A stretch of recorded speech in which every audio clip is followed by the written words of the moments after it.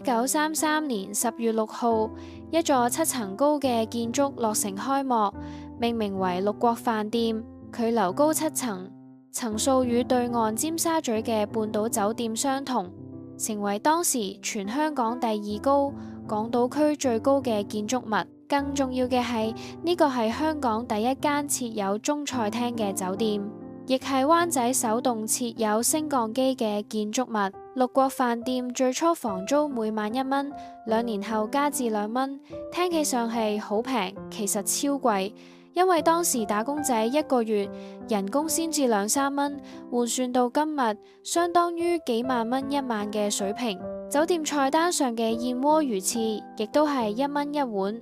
1938年，六國酒席每席25蚊。